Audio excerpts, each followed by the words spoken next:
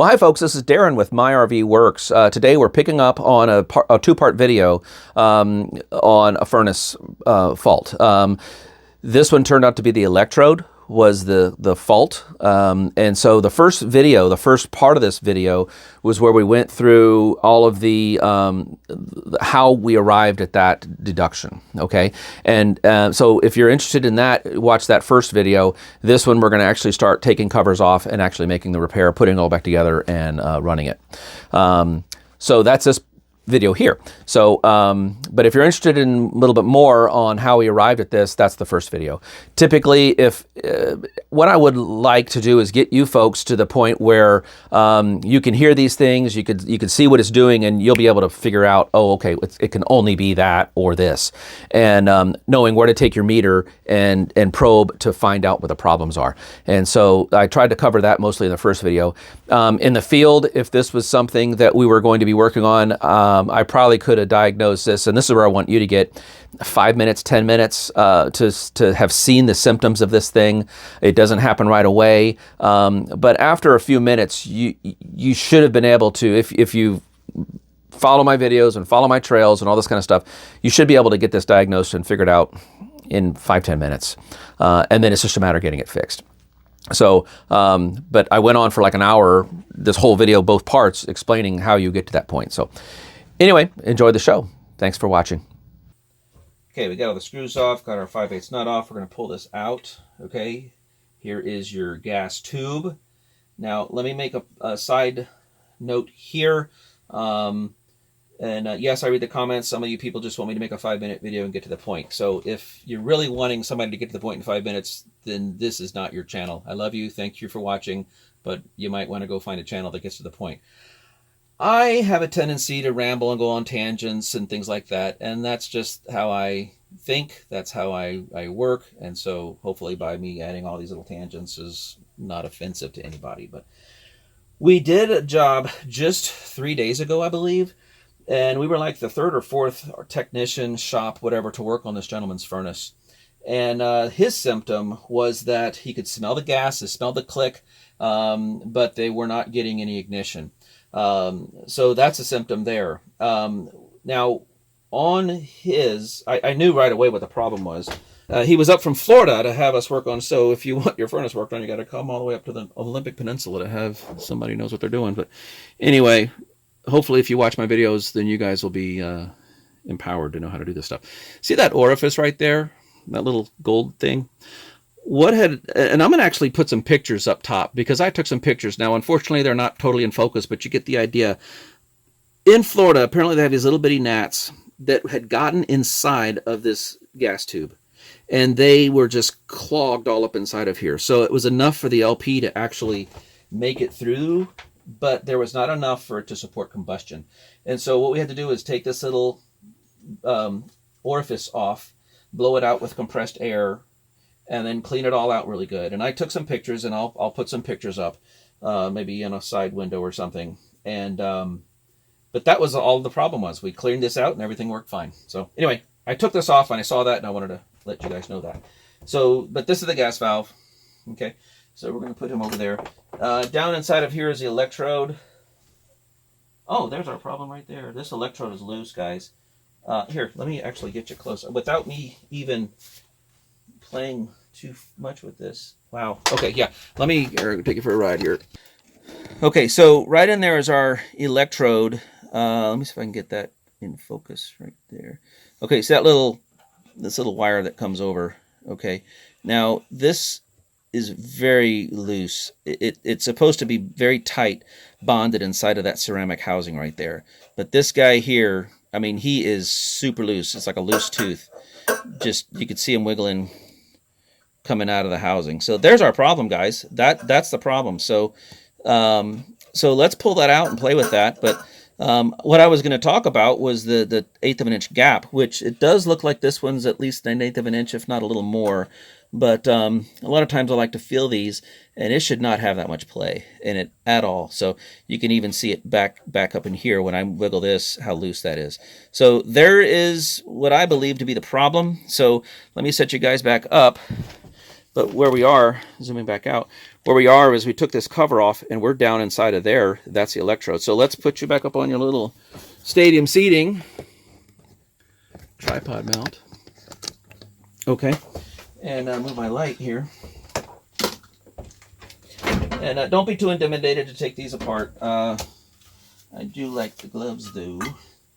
And now you'll see this gasket here. It's always good to put a new gasket on when you do these. Gaskets are not that much. I'll give you the part number for that. If I forget, what am I doing? Oh, drill. Okay. If I forget to do that, then it'll be in the description.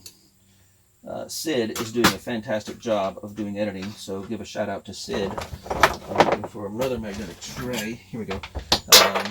Yeah, so I'll say something, and then Sid will send me a message like, Darren, you said this, but where is it? So hats off to Sid, guys. You can share some love with Sid for editing, and then Ann does some editing as well.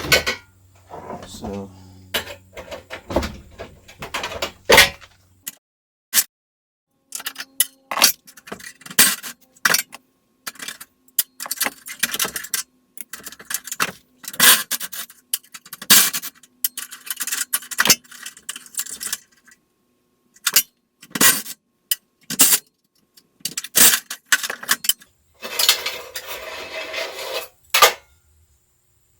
okay, so this is where the hole would be, and the only way to see a hole is to take the burner out. And but we're going to talk about this burner here in a few minutes. But let's talk about this electrode. Oh my gosh, yeah. Here, let me get you guys. I'll tell you what. Let me continue pulling that thing out, and then I'll give you a view of what I'm looking at here. So I'm pretty sure we found the problem.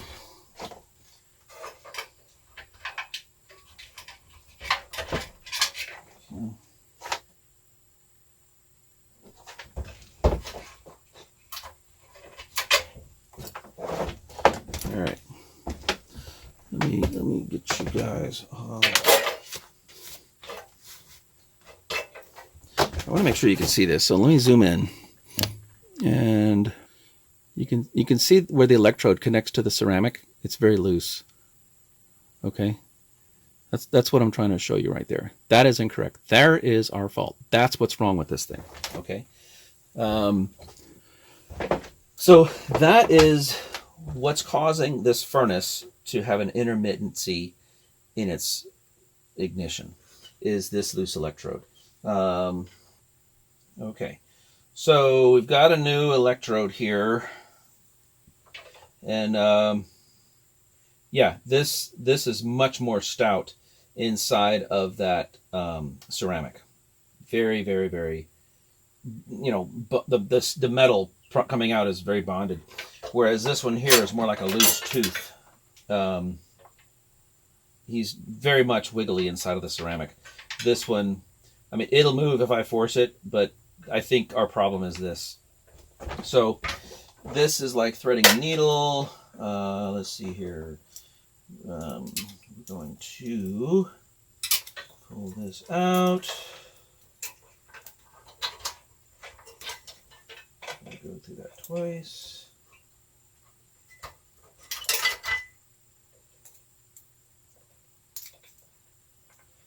Okay.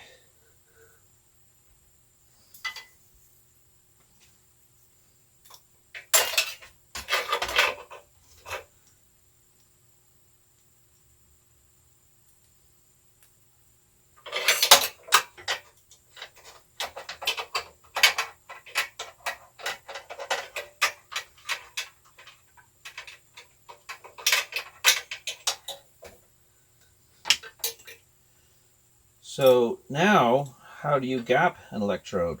Well, again, what I'm going to do is I'm going to make a reference to another video at this point on how to gap an electrode, because I could show you on this one, and let me just, I'll do it here. I'm just trying not to make this video forever long. If you look in here, you see that white light shining? Where are you at? Okay, see that white? So here's my flashlight. I'm shining it inside of the throat of that, and if you look, you'll see this little lance sticking down. So you stick your flashlight up in there, and what we're looking for is that little light right there. So you take a Sharpie. I'll still make a reference to that other video because I do cover a lot of other things in it. But so we're gonna make a line right where the light shined up. Okay, so that's what we're gonna do first. And you could actually take a tape measure, but I just like to eyeball it. I like to eyeball right down the throat, down the center of this thing. And what we're going to want to do is we're going to go just forward of our line. The line that's shown the light, we're going to go just forward of that, just a little bit. If it really matters to you, you can look it up in the spec on our website. We've got all kinds of manuals. But you're going to find that line and just go forward of it, just a skosh. Okay. So by me doing that, you'll see, where's everybody? Okay, there. So you've seen, here's a line that I made, and I've gone just forward of it, and I've made a cross. This right here, where my pin is at, that crisscross, is where I want the tip of my electrode to be. That's the sweet spot, okay? And I used to know the exact dimension. It's like so many 1/16 of an inch or something like that. But doing so many, I just kind of eyeballed it, and it's right up in there. So what we're going to want is when this electrode is mounted, so when we put our screws here, we're going to want that electrode to be right over that. Does that make sense? Let's do it.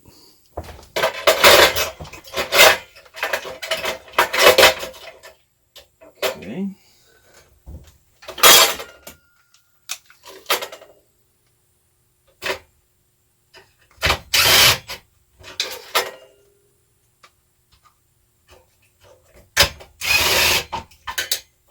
I'll mention one other thing here.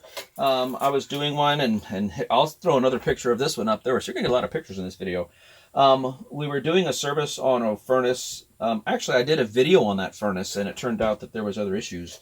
And but there was a crack right here in this heat exchanger. Right here, there was a crack. So I'll throw a picture of this crack up there.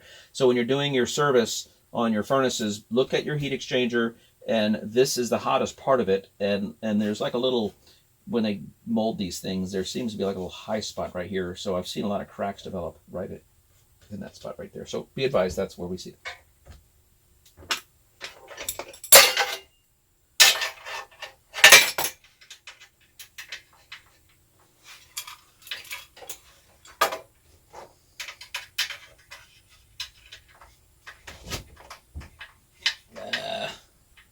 Why are you giving me grief? There we go.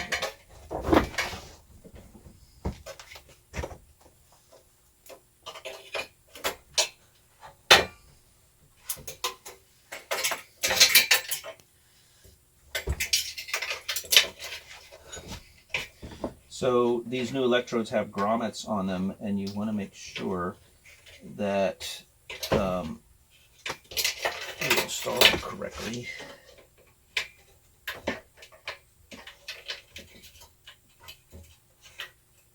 A, so the wire doesn't get frayed, and B, because it acts as like a little bit of an air for the air. You don't want air to get in here. That's why you need this gasket. Okay, so we need this guy to be like that. Okay.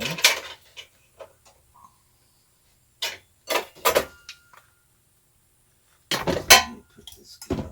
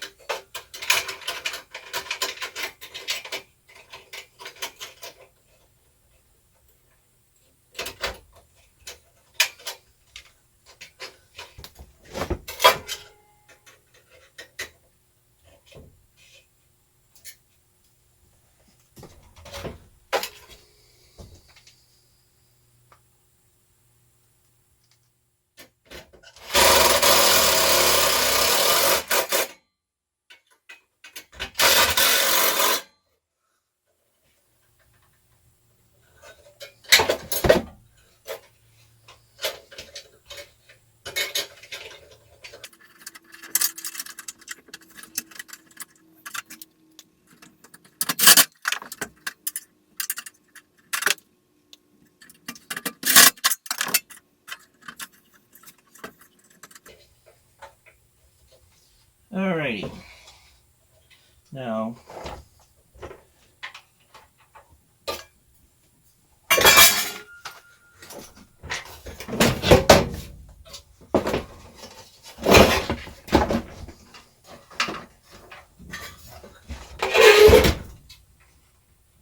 new electrode install. Okay, so now we need an 1/8 of an inch gap. So the trick there is just take your good old standard Allen keys. I've put a paint pen on this one years ago and made it yellow. So this is an 1/8 of an inch Allen key, and you're just going to slide it under that electrode and that burner to get your 1/8 of an inch. Now we're close, but we're not exactly there. So I'm going to do two things. The first thing is I want to hold the I don't want it to put us, I need to bend them up just a little bit, and I don't want to put stress on the ceramic. So I'm going to hold it with the needle nose. Let me get this one work. So I'm going to hold it with the needle nose because I don't want that side to move, right? And then I'm going to bend them up just a little bit to give me my 1/8 of an inch. A little bit too much. Okay.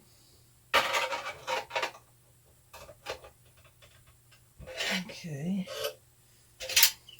And there it is right there. Okay. So my Allen key, my 1/8 of an inch Allen key is just sliding underneath that electrode, and it turns out the electrode is right over my crisscross hatch marks. Okay?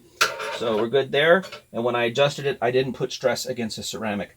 So the ceramic is bonded down there. Now what's going on with this electrode? I was talking a little bit about it. There's something more I can add to you guys on what's going on with that. Do some housekeeping here. So we talked about the electrode sending the arc. He's the spark plug, and now you see where the spark plug is. So he's sparking, he's sparking, he's sparking. And once you have ignition, the next thing is, I had mentioned earlier, I probably did, that he's going to send a small milliamp current through this wire. But this electrode is in this ball of flame. Okay. Now, since the fire has carbon in it, what we're going to do is, carbon being a current carrying element, we're going to pass current through the flame, through the carbon in the flame. As long as the gap is 1/8 of an inch, and as long as this burn tube is grounded, we know it is because we put the screws in it, then my electrode could be hovering over 1/8 of an inch over my burner. A lot of flame going on right here. Carbon in my flame. I'm sending a milliamp current, and as long as I could jump that 1/8 of an inch gap to ground, that means that there's carbon there, therefore there's a flame. Therefore the control board says, hey, I have a flame. Let's go ahead and keep it going. Okay? And so that is how, so going back to the very beginning problem of this thing, I'm going to try to, there's some rust right there. A little magnetic screwdriver might help with that. But since the problem was the flame was coming and going, coming and going, coming and going, and we knew that it was not the control side, which was this red wire side, then there it is. Then see, there's all the rust. So we knew that it was not the control side. So then it had to be the board's ability to detect the flame. And that's what I was saying. I'm thinking that it's the, I'm not a very good multitasker. So the electrode. And so it could have been the gap. I was kind of thinking it may have been the gap. It was either too close or not, or too far. But it turned out to be a very loose electrode. Okay. And so when the electrode's loose like that, he's not making a very good connection. Okay, so we got a lot of the rust out of there, and that was just using a magnet. I could have used compressed air, but then it blows it all over the place, and I don't want it on my shop. And this does the same exact job without the mess. Okay, so we're good there. Okay, so now we're going to put that back together. And there we are. Okay, so put a new gasket on. Your gasket, there we are. Here, this is your gasket part number. Can you guys see that? You could freeze frame on that. Okay, so there's your gasket part number. Is there one? There's one. Looks like I got 2 left, so I'm going to make a note to myself. I need to get more of those. I usually get like 10 or 15 of these at a time, because every time you go into there, I always replace the gasket. So we need to get that off. Good. And where's our burner? This side looks good. Okay. And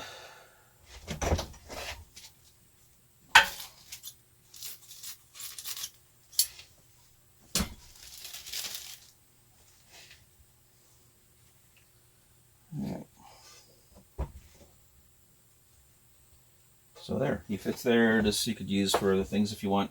A lot of times on the, let's see, on the hydro flames, they have a little, where the electrode goes in on those, you can cut a little square for those. So sometimes I save these for that reason. This part here is kind of hateful. So just embrace the suck. It's, the problem is getting this nut started onto the gas valve down below.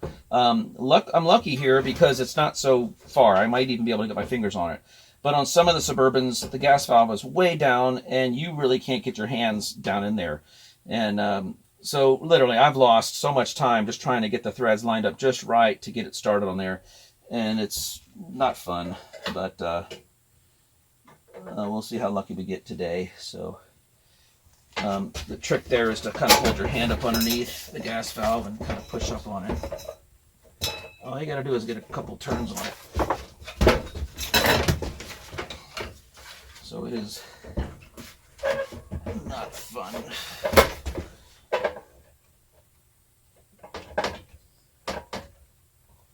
Did I get it?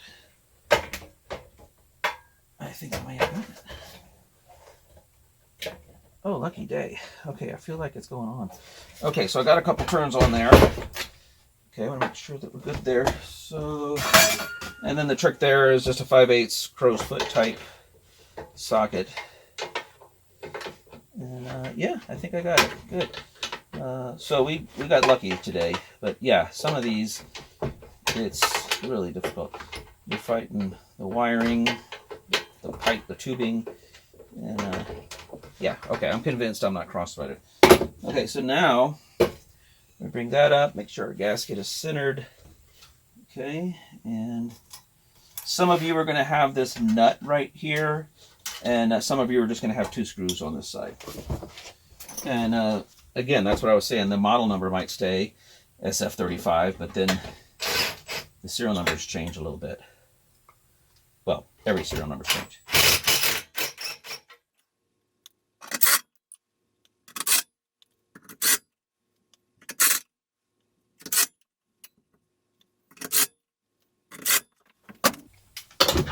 So at this point, we know that our electrode is good. We know that our gap is good. We know that our burn head is good. Okay, so we know that everything inside of here is good. We've got a new gasket. Putty tape acts as a, you don't want the combustible. You don't want air to come in here. Okay, so now we need to tighten this one, don't we? Okay.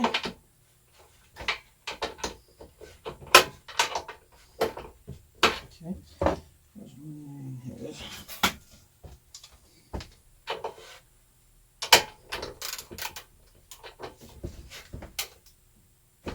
Okay. Now, everything's good. We're good there. Let's get that out of there. All right. So let's do a test to make sure that it's going to work. At this point right now, if this thing is still giving us grief, now then it would be the control board, okay? But because this is, you could feel it. It's just wiggly loose inside of here. I am of the opinion that our entire problem was this electrode was loose inside of this ceramic. I mean, it's very loose. Okay, so I'm going to give this back to the customer. There, that'll be theirs. If the furnace works and he wants to take the time to, he's a tinkering kind of fellow, and if he wants to take the time to put this back in to see if the problem comes back, well, then he's got this. Okay, so I'm going to give that back to him. In fact, I'm going to put it back in the bag that it came from. Okay, so at this point, let me reconnect the LP.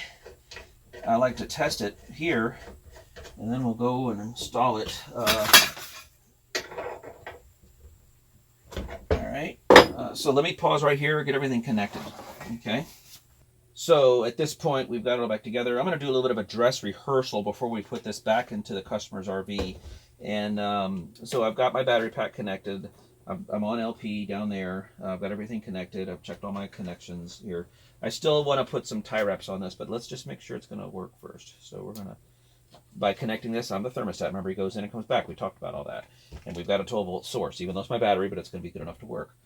About a 10-second or so. Okay, here we go. When this was in the customer's RV, I did see it intermittently extinguishing its flame and then coming back online. Since I've had it here on my bench, I haven't tested it. Every time I tested it, you guys were with me. Okay, I heard it. We've got flame in our sight glass, and we're putting out heat. So, so we'll put it back in the customer's RV. Now, if at this point, if it still starts to do intermittency, the only other thing at that point would be the control board. But it was either going to be the electrode or the control board, and because on this electrode here, I did see, I'm going to turn this off because it's starting to get really hot. Because this is so loose, this electrode is so loose, it does make me highly suspicious. But if we still have problems with it, then at that point, the only other thing, the only logical thing would be the control board. And on the control boards, what I would replace this with, I'll show you if I have one. Yeah. So let's say it was a control board, then you would use the Dinosaur Electronics Universal Ignition Board with UIB Universal Ignition Board S for spade. This would be the board that you would use if it turns out to be the board. Sure, you could go with a Suburban board, yes. But if the unit is out of warranty, you can still go with a Suburban board. The Dinosaur board has a 3-year warranty, so that's why I go with the Suburban board. Okay. You could go with the this other board. You could go with. You could go with the Fan 50 plus pins, but the only reason you would go with the Fan 50 plus pins is if it did not have this time delay relay on it. Because this furnace has a time delay relay, you do not need this board, you need this board, okay? Because it's just a universal ignition board with a spade. Bam, that's all this board is over here. Okay, so this one would be if you did not have the relay because the timing is done on the board itself, okay? Okay, well, we're really at the end. At this point, I'm going to get busy. I'm going to take this furnace, put it back inside of the customer's RV, and put it back in its case, and it's under a couch, and it's just confining and kind of yucky. But hey, if I went through a lot of stuff on this, I feel like I've done nothing but furnace videos. I've done awnings and refrigerators and stuff. We are going to be doing more, but with this furnace here, what I wanted to present to you was these are the symptoms and these are the possible things it could be, and then this would be how you would go about troubleshooting that. And I went into some detail on all kinds of other things, that how it works, and I'm doing that so that you can get your brain wrapped around how these work, so that you then can diagnose your own, or if you're a tech, you could diagnose the customers. Thanks for watching. We're getting comments from literally all over the world. Thank you for that.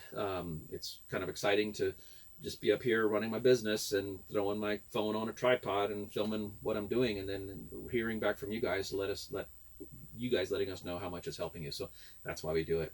So consider supporting us on Patreon. If not, it's not a big deal. They're still going to be there for you to enjoy. But I got to think where I'm at. Joyce, because we travel all over the place. So from Joyce, Washington, give us a thumb up if this was valuable to you. Thank you for that. Share it with your friends. Subscribe to our channel. And so until the next video, this is Darren, where happy campers say my RV works. Thanks for watching.